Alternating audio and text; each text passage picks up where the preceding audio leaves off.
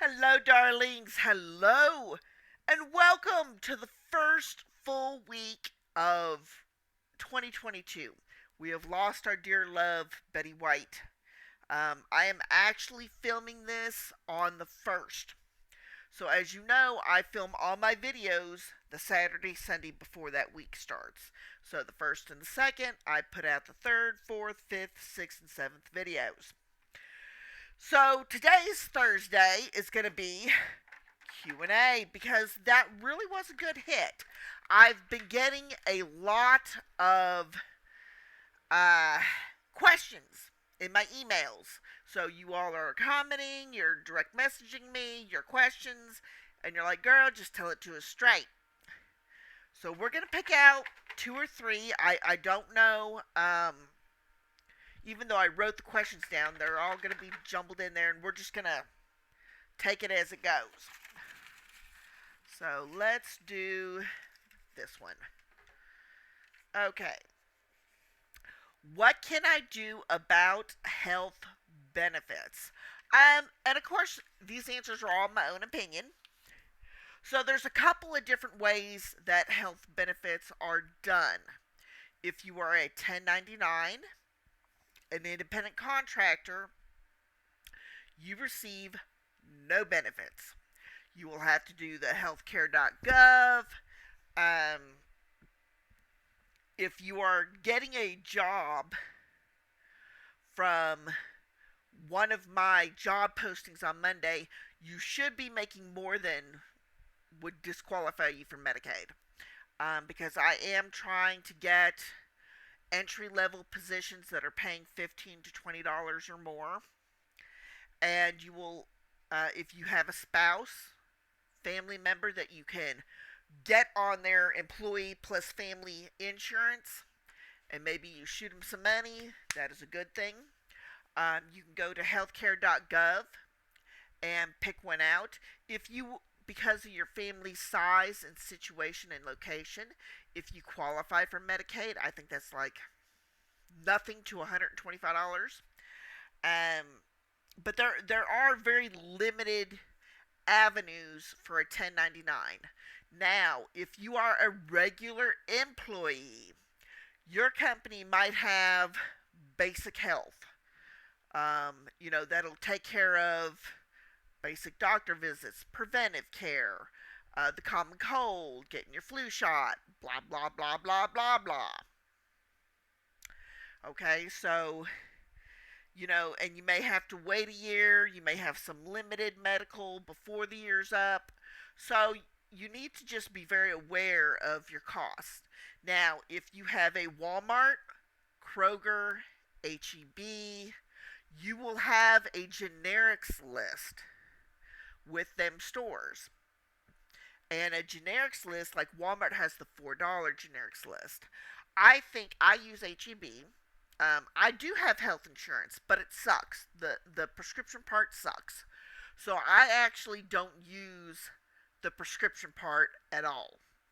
Um, I do generics at HEB, and I think my most expensive medicine was $8 for a month's worth, and it wasn't like a common generic. It was a generic, but for specialized diagnosis.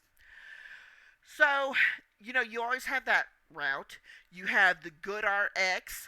You can download and get one of their cards from goodrx.com. We've seen those around. You can make use of your local county health department to get what services you need. So just kind of be aware. Now, if you are a 1099 and you are paying health insurance, part of that can be tax deductible. Go ahead and get on a freelancer's QuickBooks. Keep all that together, what you're paying for. So that's our first question. Let's, I think we're going to do this one. Okay.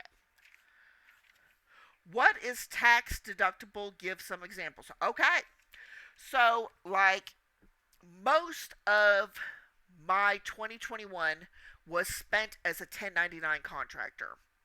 I was able to deduct square footage out of my office, the internet bill because it was required, and know that I'm getting money from YouTube, so that is part 1099 as well as my employment. You can, of course, certain health things.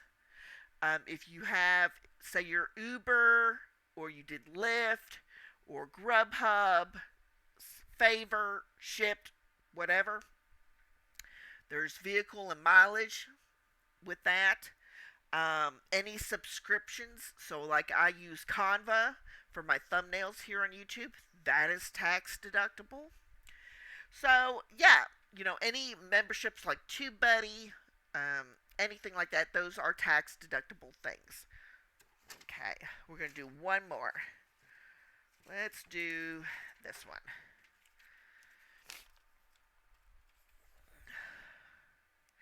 Okay, Company X offered me a position. It pays per talk minute. I want to talk to you about how we get paid. That's a good question. We're going to put this lid on because we're only going to do 3 today. So, companies, and I'll give you an example, Cambly and NextRep, which are both companies that I have worked for in the past, they only pay you for the time you're talking. So let's get the calculator. Cambly pays 17 cents per talk minute. So if you're only talking 45 minutes out of the hour, you may be available and logged in, but only talking for 45 minutes an hour. That only gives you $7.65. Talk minute is a funny situation. You have to be very aware. If the company hires too many people, you're going to be fighting for calls. That's not good. I do not advise talk time, talk per minute payments as your first income. So I can go and I can tutor on my days off with Cambly. Now, is Cambly going to be paying a bill? No. Cambly's going to buy Becky some Amazon stuff. Or Cambly is going to maybe pay the phone bill. But I don't rely on Cambly because you don't know how much you're going to make. You really don't. Now, sometimes they have a guaranteed amount of minutes, like 15 or 30. But, it's the companies don't care as much about you as sometimes they tell you. So you might hear, we're family, we're this, we're that. Listen, they're going to hire as many people as they can to keep their client. They're a business. That's what they do. That was my cat in the background. And you need to make sure that you cover your butt and that you are working either 2 part-time jobs or a full-time job or whatever. So I definitely want you to be aware. And we are going to talk a little bit about what you need and how to decide how much per hour you need. Anyways, this is just short and sweet, 3 little questions. Thank you for coming to my Q&A. I will see you next time.